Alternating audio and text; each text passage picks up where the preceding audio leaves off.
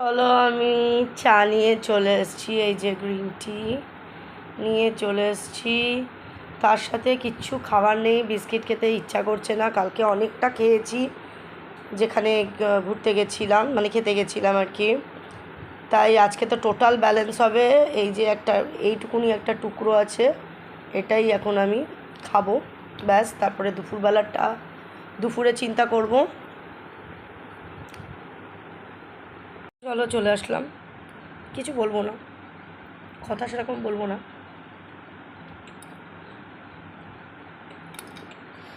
আসলে একা একা চা খেতে ভালো লাগে না, মাঝখানে তো কদিন খেয়েছি, ওই জন্য একটু তোমাদের সাথে কথা বলে খেলে একটু ভালো লাগে। আজকে কিন্তু ফার্স্ট, মানে এই গরম যে পড়েছে তার ফার্স্ট ডে, যেখানে প্রচণ্ড বেশি আজকে হিউমিডিটি আছে।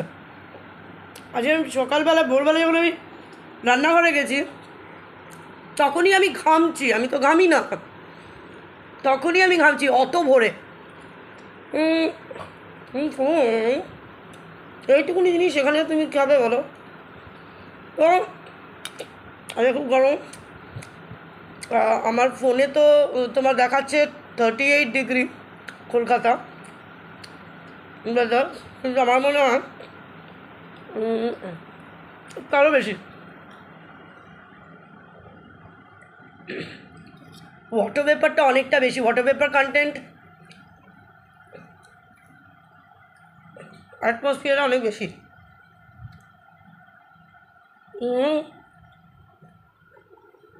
নাহলে এত গরম ভোর 5টার সময় রান্নাঘরে এত গরম লাগে না, মানে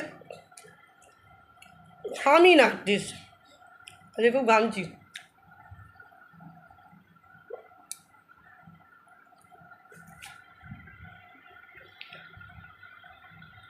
কালকে আমার মেয়ে আমাকে এই যে স্পা করে দিয়েছে।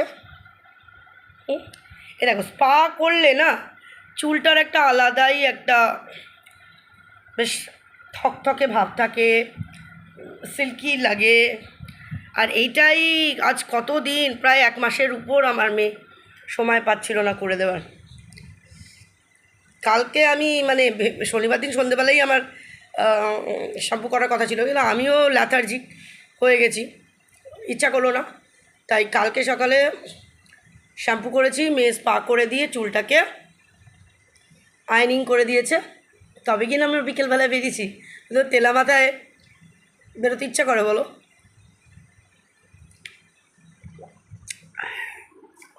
এবং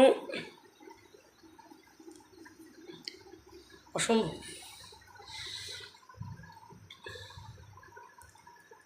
চলো, আমার চা খাওয়া প্রায় শেষ, আর একটু বাকি আছে। চোখে এখনও লাইনার রয়েছে। আসলে এটা কি লাইনার বলো তো?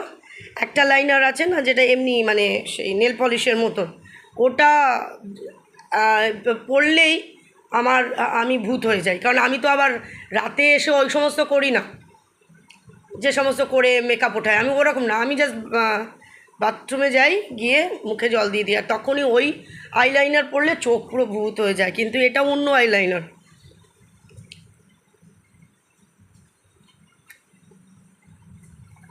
আমার অত ধৈর্য নেই।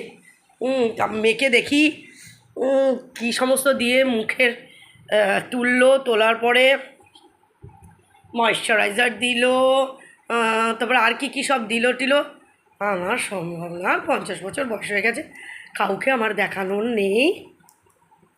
এই বেশ ভালো আছি, এরকমই ভালো আছি, দরকার নেই। আমাকে আমাদের পাশের বাড়ির বিল্ডিংয়ের সৌমি বলছিল, দিদি তুমি আর কিছু না করো, রাতে অন্তত একটা নাইট ক্রিম মেখে শো, তুমি আমার কথা শোনো। হ্যাঁ, আমি বললাম আমি জীবনে কোনো দিন আমার মুখে আমি ক্রিম ফ্রিম কিচ্ছু দিইনি। আমার যখন এত বছর চলে গেছে, আর 10-12টা বছরও এইভাবেই চলে যাবে, আমার দরকার।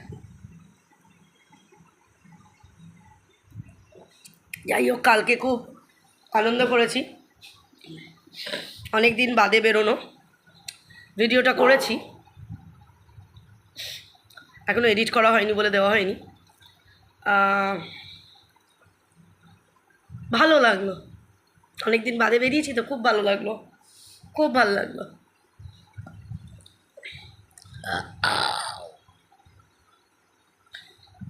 চা খেলাম তো শুধু, ডেকুর উঠলো কেন বলো? কিচ্ছু খাইনি কিন্তু, ওই তো তোমাদের সামনে একটা ছোট্ট ওই রুটির টুকরো, তাও তার মধ্যে থেকে আমার কুকুজুটুকে ভাগ দিলাম। ঢাকা আর উঠলো কেন?